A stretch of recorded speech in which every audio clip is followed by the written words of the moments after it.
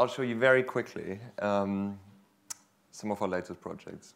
This is a series of furniture called multi-thread. Basically, what we're doing here is we're applying finite elements analysis in the design process. So we're looking at structures we design, and we put loads onto those structures. And the colors on the structures tell us how much force is acting within the structure at any given time. This is the fantastic gallery I was praising earlier, Nilüfer Gallery in Milan. And these are our pieces together with some really rare and amazing Chinese carpets. The pieces are 3D printed aluminum, straight aluminum printing, with a process called selective laser sintering. When they're assembled, we paint the force patterns on top of the furniture, so you can see the forces acting within, something the eye can't see otherwise. 2 years ago, during the London Design Festival, exactly 2 years ago, we were offered Trafalgar Square and asked to design the kind of key installation during the London Design Festival. And since Trafalgar Square is a very prominent place in London and has also been some quite significant public art there, we felt that we have to do something rather outrageous. And the idea was to liberate robots from their blue-collar work in Audi's factories and to transport them straight onto Trafalgar Square, almost like on a little trip. And we brought the robots out of their environment, and as you can see in a car factory, you have incredible facilities. You have, sound is good. You know, you have power, you have cooling, you have everything, you have the whole infrastructure. And taking a robot out of its natural environment, the car factory, onto a public square is quite a challenge. It's almost like bringing an elephant from Africa into a zoo in Finland or something. So you have to bring all the life support systems for the robots. And we hooked up the robots to the internet. And we empowered people across the world to take control of these 8 massive tentacles. And we taught these robots to write using light brushes, custom-made light brushes mounted on the hands of the robots. These are welding robots, they're like 1.5 tons each, 24 kilowatts of engine power installed. And we taught them how to write and basically allowed people to write messages using these light brushes into a series of 36 cameras positioned around the plinth. And those 36 cameras would record the messages, and we basically put those frames together, resulting in one of these videos you just saw. These are some pictures from the development.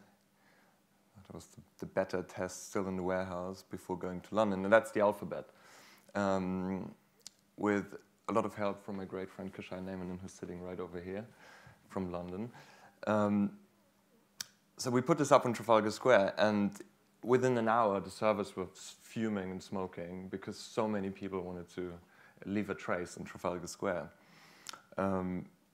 And this is how it works. You basically send the message, the robots write the message, and we assemble all the frames from the cameras into a video that gives you rotation. So you seem to fly around the plinth, and there was quite some amazing people writing, including Kate Moss and Bruce Sterling, amongst others.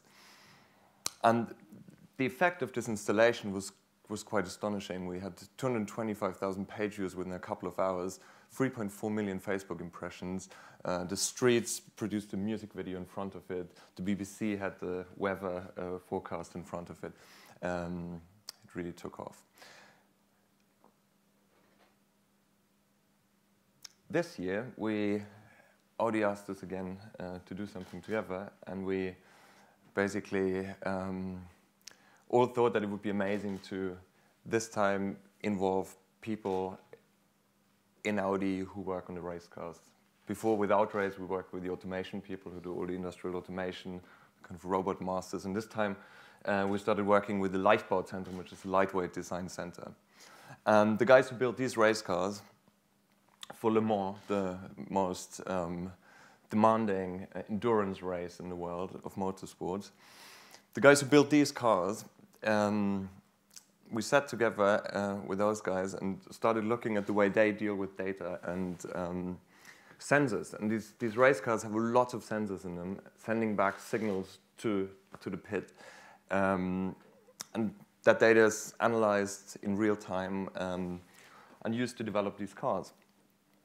So we thought it would be really interesting to translate this into the development process of a piece of furniture, a chair.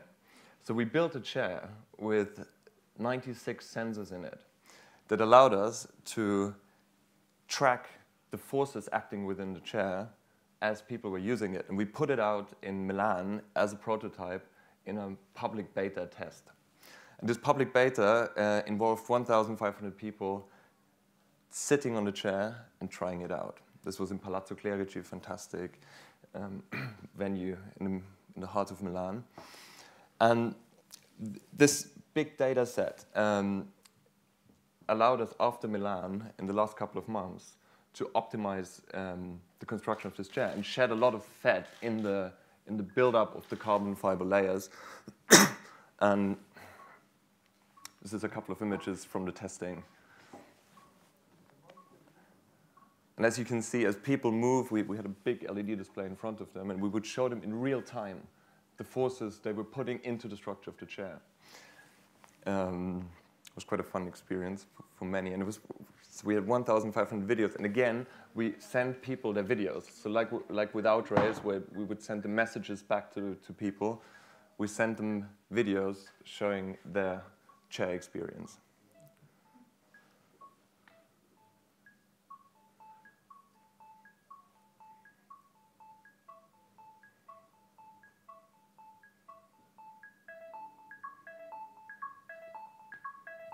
That's what big data sounds like. And that's it.